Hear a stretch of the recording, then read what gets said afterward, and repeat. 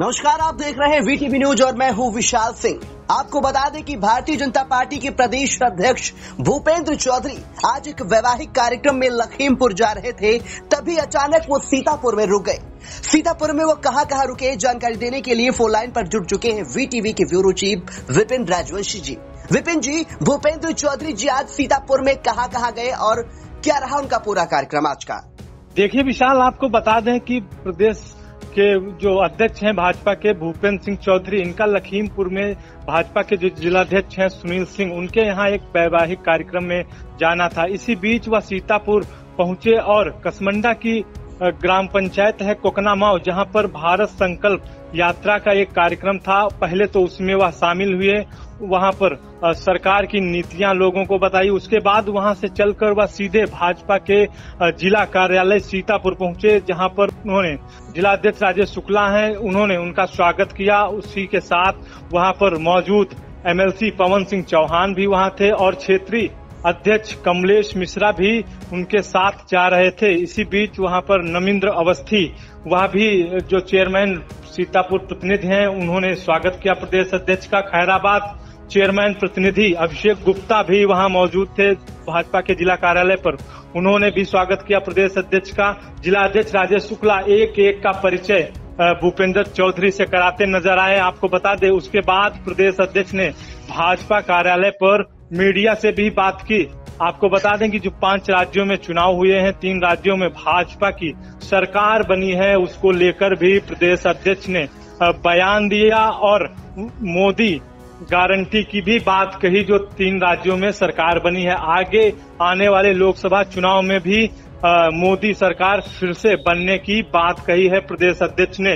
और यहाँ पर अगर बात करें लोगों की, तो यहाँ पर सिधौली विधायक मनीष रावत भी थे, भाजपा से मिश्रित विधायक रामकृष्ण भार्गव भी मौजूद थे।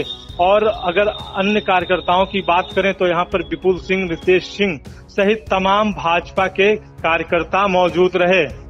तो अहम जानकारी के आपको बता दें कि बीजेपी के प्रदेश अध्यक्ष भूपेंद्र चौधरी आज भले ही लखीमपुर में एक वैवाहिक कार्यक्रम में जा रहे हों, लेकिन उन्होंने अपना अच्छा खासा समय सीतापुर के लिए दिया। वो पहले संकल्प यात्रा में शामिल हुए और फिर भारतीय जनता पार्टी के जिला कार्यालय पर गए और मीडिया से भी बातचीत करी। 3 राज्यों में भी, जिन 5 राज्यों में चुनाव हुए हैं, उसमें 3 में हमें बहुमत मिला है। तेलंगाना में कांग्रेस को जनादेश पक्ष में गया है, लेकिन हमारी संख्या भी बढ़ी है, हमारे वोट परसेंट भी बढ़ा है। मिजोरम में भी भाजपा के 1 विधायक थे, अब हमारी संख्या 2 हो गई है। तो मैं निश्चित रूप से कहता हूँ कि हमारा जो एजेंडा है, हमारा जो विचार है और देश के प्रधानमंत्री जी का जो संकल्प है, उस संकल्प के साथ, अपनी नीतियों के साथ हम लगातार अपने विचारधारा से जुड़े विषय, हमारे संगठन के काम और अपनी सरकार के काम के माध्यम से लगातार समाज के बीच में ये रैली जो हो रही है, केंद्रीय पार्टी इसमें निर्णय करेगी और माननीय मुख्यमंत्री जी का निर्णय होगा। तो इस विषय में आपको वही जवाब दे सकते हैं। घोसी में भी जनता ने सर अंतिम निर्णय लिया था सर, क्या कहेंगे सर? हम लोकतंत्र में हैं और जनता को अंतिम निर्णय करना है। हम अपनी बात लोगों के बीच में ठीक से नहीं पहुंचा पाए, लेकिन हम एक राजनीतिक दल के नाते, जिम्मेवार राजनीतिक दल के कार्य नाते, हमने बातचीत करके उन सारे पहलुओं की चर्चा करके हम तैयारी के साथ जनता के बीच में जाएंगे, जिनके कारण घोसी का परिणाम हमारे अनुकूल नहीं आया। लेकिन इससे पहले जो चुनाव हुए, हम गोला में भी जीते, हम रामपुर में जीते, हम रामपुर विधानसभा भी जीते हैं, हम स्वाट टांडा का चुनाव भी जीते हैं, हम मिर्जापुर की विधानसभा का उपचुनाव भी जीते हैं। तो निश्चित रूप से जहां जीते हैं, जहां परिणाम हमारे अनुकूल रहे हैं और जहां परिणाम अनुकूल नहीं भी रहे, हमने अपने कार्यकर्ताओं से बातचीत करके उन सारे कारणों की जानकारी इकट्ठी करके और पूरी तैयारी के साथ हम जनता के बीच में जाएं। इस तरह की जो लोगों की सोच है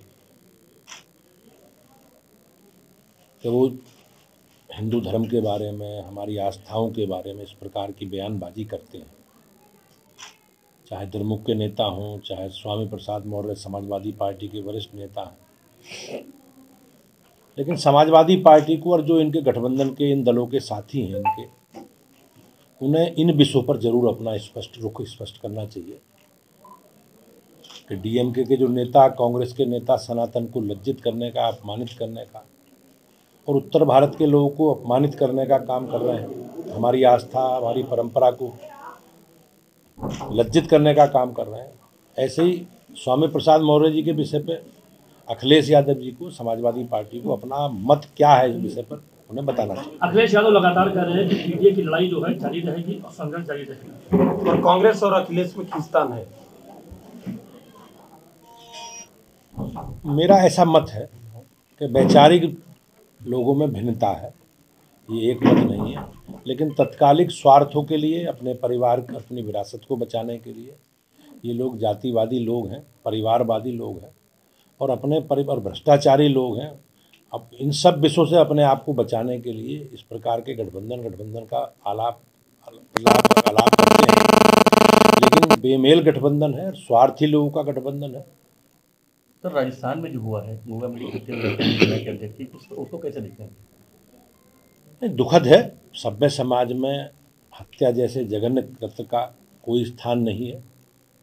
मुझे विश्वास है कि सरकार विधि सम्मत कार्रवाई करेगी और जो भी दोषी हैं, जिन्होंने इस दुखद घटना को अंजाम दिया, सबके खिलाफ कठोरतम। दो बातें उसमें आ रही, एक बात ये आ रही कि उन्होंने सुरक्षा मांगी थी और सुरक्षा नहीं मिली, इसको लेकर लोगों में आक्रोश है। मुझे उस विषय की जानकारी नहीं है, वो तो वहाँ के राज्य से जुड़े विषय, जो इस व्यवस्था से जुड़े हैं, वही जवाब दे सकते हैं। लेकिन मेरे लिए और आजकल हम सब के लिए सभ्य समाज में हत्या जैसा जघन्य अपराध बहुत दुखद है और किसके साथ भी हो, लेकिन मुझे विश्वास है कि वहाँ की सरकार जी विधि सम्मत कार्रवाई करेगी, जो भी दोषी हैं उनके खिलाफ कार्रवाई करेगी। उत्तर प्रदेश में दो सवाल बहुत तेजी से उभर रहे हैं, एक मंत्रिमंडल को लेकर और एक बीच में ये भी खबर आती है कि क्या यहाँ नेतृत्व परिवर्तन हो जाएगा। ये न नेतृत्व का परिवर्तन वाला विषय मेरे से संबंधित है, मंत्रिमंडल वाला विषय भी केंद्रीय पार्टी को और माननीय मुख्यमंत्री जी को तय करना है, तो वही लोग बता सकते हैं।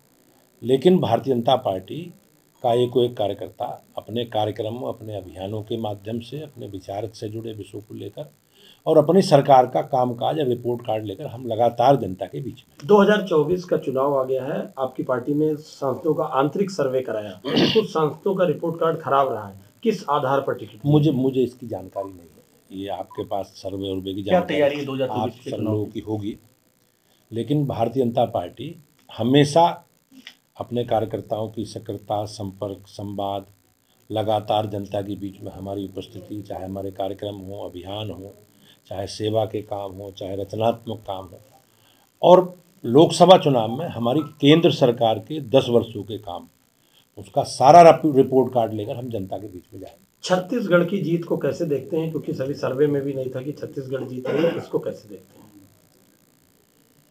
भारतीय जनता पार्टी इन चुनावों में माननीय मोदी जी के चेहरे पर हम लोग चुनाव लड़े। हमें लोगों ने मोदी जी के नेतृत्व में सरकार की जो योजनाएं हैं, चाहे हमारी राज्य सरकार भी थी मध्य प्रदेश में और केंद्र सरकार की जो योजनाएं हैं, उनके आधार पर और भारतीय जनता पार्टी के कार्यकर्ताओं की मेहनत के आधार पर बड़ा जनादेश मिला है और हम जनादेश का सम्मान करते हैं। और पार्टी को जो भी दायित्व प्रदेशों की महान जनता ने दिया है, जो जिम्मेवारी दी है, तो जानकारी देने के लिए विपिन जी आपका बहुत बहुत धन्यवाद। धन्यवाद विशाल।